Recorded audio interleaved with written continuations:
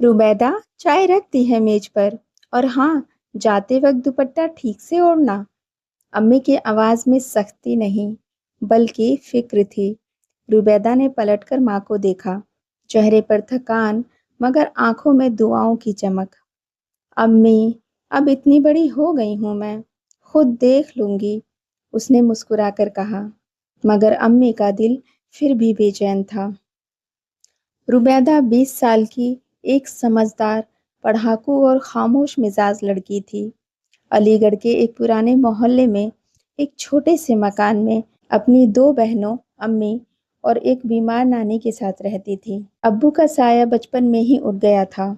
उसका ख्वाब था आईएएस अफसर बनना। हर सुबह वो एक सिंपल सूट पहनती, बैग कंधे पर डालती और कोचिंग के लिए निकल जाती। मगर उसके कदमों के साथ साथ मोहल्ले की दीवारों से भी आवाजें चलती। कहाँ जाती है ये लड़की हर रोज? आजकल की लड़कियां किताबों की आड़ में क्या क्या करती हैं? अब्बू होते तो क्या कभी बाहर निकलने देते? इन आवाजों की सरगर्मी में सबसे तेज थी खाला राशिदा, जो हर किसी की जिंदगी का मुकद्दर पढ़ने का ठेका लिए बैठी थी। एक तो बाप नहीं है, ऊपर से हर वक्त अकेली घूमती हैं। पढ़ाई का तो बहाना है। ये बातें धीरे धीरे मोहल्ले की औरतों की चाय में नमक बनकर घुलने लगी। रुबैदा को ये सब सुनाई देता था, मगर उसने कभी पलटकर जवाब नहीं दिया। वो जानती थी कि जवाब देने से लोग चुप नहीं होते, सिर्फ और ज्यादा जहरीले हो जाते हैं। एक दिन जब वो घर लौटी तो अम्मी बहुत परेशान थीं। रुबैदा, एक बात कहूँ, बुरा मत मानना। कुछ औरतें कह रही थीं, तू कॉलेज नहीं जाती, कहीं और जाती है। बताओ तो सही बेटा, क्या सच में सिर्फ कोचिंग ही जाती हो? रुबैदा जैसे पत्थर हो गई। ये सवाल उसने अपने अब तक के सफर में हजारों बार सुना था, मगर अपनी माँ से पहली बार। अम्मी, उसकी आंखें छलक गईं। आप भी? मैंने तो यही सोचा था कि कम से कम आपका एतबार मेरे साथ होगा। अम्मी की आंखों से शर्म और बेबसी टपकने लगी। माफ करना बेटी, बस डर लगता है, इस समाज का कोई भरोसा नहीं। रुबैदा ने माँ के हाथ पकड़े और कहा, अम्मी, एक लड़की तालीम लेना चाहे तो उसे बेहयाई का तमगा क्यों मिल जाता है? क्या हया सिर्फ घर की चार दीवारी में कैद रहकर निभाई जाती है? कुछ ही दिनों बाद बात और बढ़ गई। किसी ने झूठी खबर फैला दी कि रुबैदा को एक लड़के के साथ पार्क में देखा गया है। लड़के के साथ?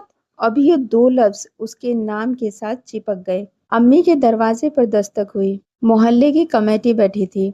हम आपको सिर्फ आगाह करने आए हैं बहन जी, खाला राशिदा बोली।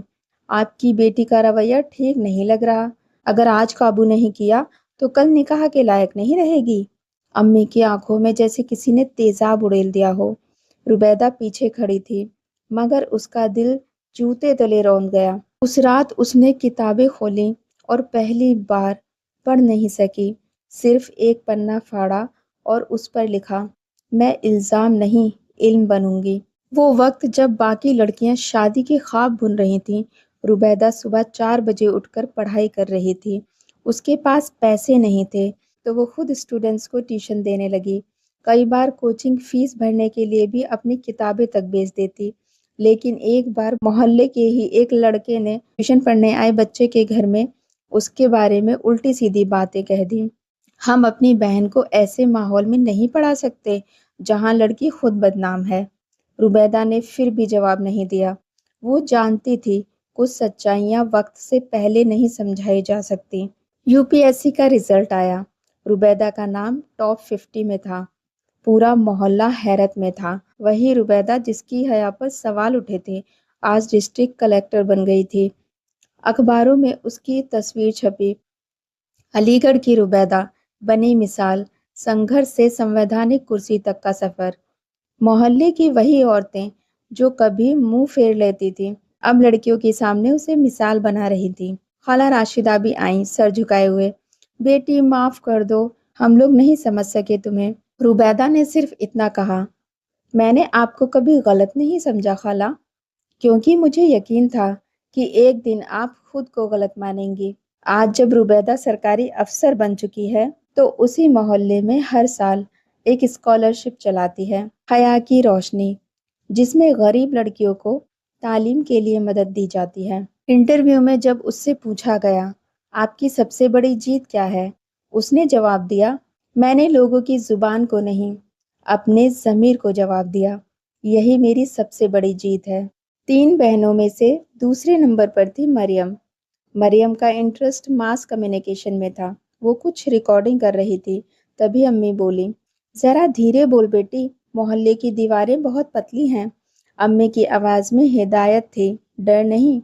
امی میں چیخ نہیں رہی، بس بتا رہی ہوں کہ عورت بھی آواز اٹھا سکتی ہے، یہ الزام نہیں، حق ہے۔ مریم کی آواز میں ہمیشہ ایک آگ ہوتی تھی، وہ آگ جو سالوں سے لڑکیوں کی زبان سے چھینی جاتی رہی ہے۔ وہ پترکاریتا کی چھاتر تھی، کیمرہ اس کی آنکھوں کا ساتھی تھا اور قلم اس کی سوچ کی زبان۔ مریم بچپن سے ہی سوال کرتی تھی، کیوں صرف لڑکیوں کو جلدی گھر آنا ہوتا ہے؟ کیوں ہر نصیحت صرف بیٹی کو دی جاتی ہے؟ اسکول میں ٹیچر کہتے ہیں، بہت بولتی ہے یہ لڑکی، مگر وہ بولنا نہیں چھوڑتی تھی۔ وہ کہتی جب دنیا کے گناہ خاموشی سے ہو سکتے ہیں تو انہیں روکنے کے لیے آواز ضروری ہے۔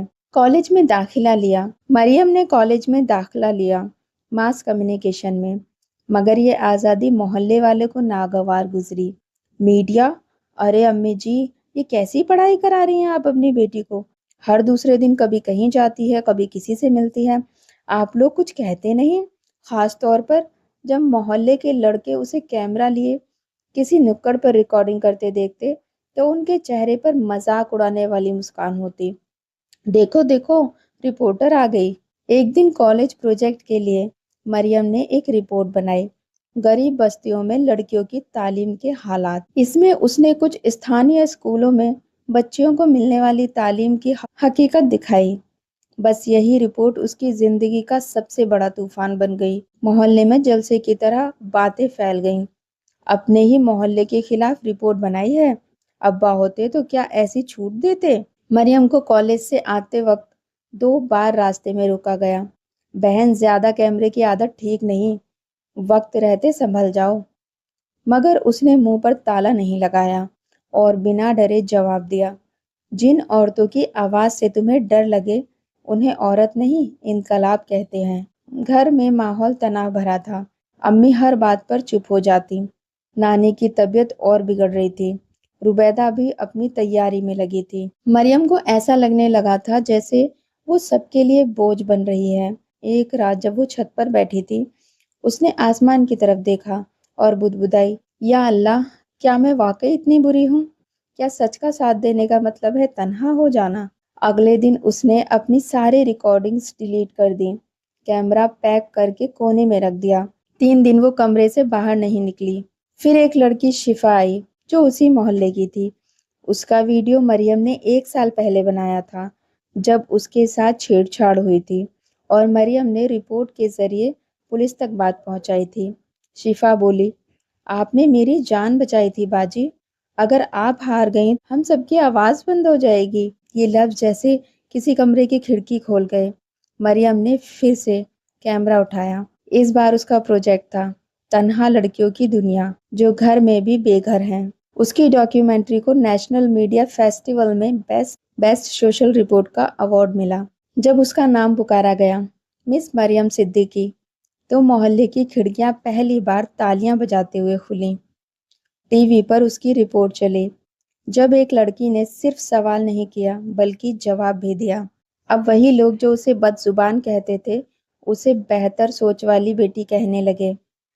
مریم نے محلے میں ایک چھوٹا سا میڈیا سینٹر کھولا جہاں لڑکیوں کو موبائل، جرنلزم، کیمرہ ہینڈلنگ اور اسکرپٹنگ سکھائی جاتی ہے۔ اب وہ لڑکیاں جو پہلے صرف پردے کے پیچھے تھیں آج حق کے لیے کیمرہ سنبھال رہی تھیں۔ مریم ایک انٹرویو میں بولی، میں نے کوئی کرانتی نہیں کی، میں نے بس یہ یقین دلایا کہ لڑکیوں کو بھی اپنی آواز اٹھانے کا پورا حق ہے۔ امی اکثر شام کو بیٹھ کر کہتی، جب تو بولتی ہے بیٹی، مجھے لگتا ہے جیسے مجھ میں بھی اپنی بات رکھنے کی طاقت آ گئی ہے۔ مریم مسکرا دیتی، اب اس کے الفاظوں میں شکایت نہیں، اطمینان ہوتا۔ اور ہر رپورٹ کے نیچے اب اس کا سائن ہوتا ہے۔ صرف آواز نہیں، سچائی ہوں میں۔ مریم۔ تینوں بہنوں میں سب سے چھوٹی بہن کا نام ہے صہیبہ۔ صہیبہ ذرا بول بھی لیا کر، کب تک خاموش رہو گی؟ مریم اس کی اسکیچ بک دیکھتے ہوئے بولی۔ ہر بات کو بس پنوں پر سجانے سے کچھ نہیں ہوتا، کبھی کبھی آواز بھی اٹھانی پڑتی ہے۔ صہیبہ مسکرا دی۔ وہ وہی مسکان تھی جس میں پوری کائنات کا درد سمایا ہوتا ہے۔ میری پیاری باجی، کچھ باتیں صرف رنگوں سے ہی کہی جاتی ہیں، الفاظ اکثر دھوکہ دے جاتے ہیں۔ صبیحہ سب سے چھوٹی بہن تھی، نازک، تنہا اور تصور میں کھوئی رہنے والی۔ اسے پینٹنگ، اسکیچنگ اور اردو شاعری سے بے انتہا محبت تھی۔ وہ دن بھر اپنی ڈائری میں اشعار لکھتی، پرانے اخباروں سے تصویریں کاٹتی اور دیواروں پر اداسی سے لپٹے چہرے بنا دیتی۔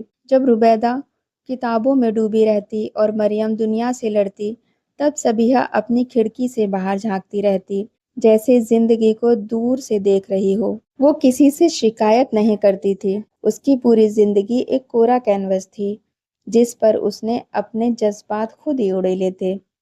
مگر محلے والوں کو یہ خاموشی بھی ہضم نہیں ہوتی تھی۔ بڑی عجیب لڑکی ہے یہ صبیحہ، نہ کسی سے بات، نہ کسی سے میل جول، ضرور کوئی بات ہے۔ آخر ایسے کس کے خیالوں میں کھوئی رہتی ہے جو کسی سے بات تک نہیں کرتی؟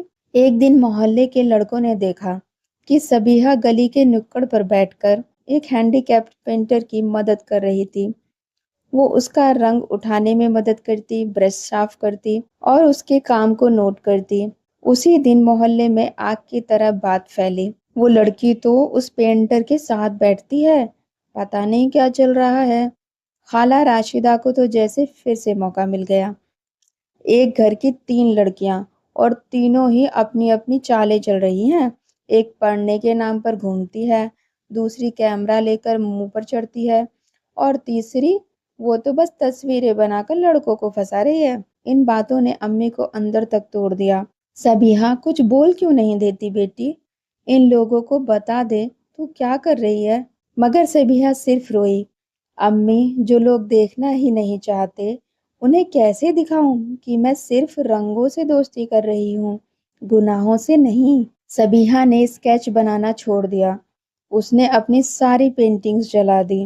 ایک شام وہ بہت دیر سے گھر لوٹی، آنکھیں سوجی ہوئی تھیں، ہونٹ سوکھے اور ہاتھوں پر رنگ کی جگہ خون کے نشان تھے۔ روبیدہ اور مریم نے اسے پکڑ لیا۔ کیا کر رہی تھی تو؟ مریم چیخی۔ صبیحہ ٹوٹے ہوئے لہجے میں بولی، میں نے کچھ نہیں کیا باجی، اب بس اور برداشت نہیں ہوتا۔ مریم نے اسے سینے سے لگا لیا۔ ہم سب پر الزام لگے ہیں صبیحہ، مگر ہم جھکیں گے نہیں۔ تو کیوں ٹوٹتی ہے جب تجھ سے محبت کرنے والے لوگ تیرے ساتھ ہیں؟ تو بس ایک بار بول میری بہن، ہم سب ٹھیک کر دیں گے۔ روبیدہ اور مریم نے مل کر صبیحہ کی بچی ہوئی پینٹنگز کو اکٹھا کیا اور ایک آرٹ ایگزیبیشن میں بھیجا۔ 1 مہینے کے بعد دہلی اسکول آف آرٹ سے خط آیا۔ مس Sabiha Siddiqui, Your work reflects emotional depth and silence rebellion. We would like to offer you a scholarship. جب صبیحہ کو یہ خبر ملی، وہ پھوٹ پھوٹ کر روئی۔ باجی، میری خاموشی بھی سنی گئی۔ صبیحہ نے دلی جا کر آرٹ میں ڈگری لی اور پھر ایک مینٹل ہیلتھ NGO کے ساتھ مل کر بچوں کی تھیراپی کے لیے ہیلنگ تھرو آرٹ نام کا پروجیکٹ شروع کیا۔ اب وہ خود کی طرح کے تنہا، ڈرپوک اور چپ رہنے والے بچوں کو پینٹنگ سے جینا سکھاتی ہے۔ آج جب کوئی پوچھتا ہے آپ نے کیسے سہا سب کچھ، وہ مسکرا کر کہتی ہے، میں نے تو بس رنگوں سے دوستی کی اور رنگوں نے مجھے دنیا سے ملوا دیا۔ تینوں بہنیں اب ایک مثال ہیں۔ روبیدہ ایک افسر، مریم ایک آواز، صبیحہ ایک تصویر۔ تینوں پر الزام لگے مگر انہوں نے ہر الزام کو عزت میں بدل دیا۔ اب وہ اپنے محلے کی نہیں، پورے شہر کی مثال ہیں۔ اگر آپ کو میری سٹوری پسند آئی تو ویڈیو کو لائک کریں، شیئر کریں اور چینل کو سبسکرائب کریں۔ اور اگر آپ کسی اسپیسیفک ٹاپک پر کہانی سننا چاہتے ہیں تو مجھے کمنٹ باکس میں بتائیں۔ میری نیکسٹ سٹوری کا ٹائٹل آپ کا پسندیدہ ٹاپک ہوگا۔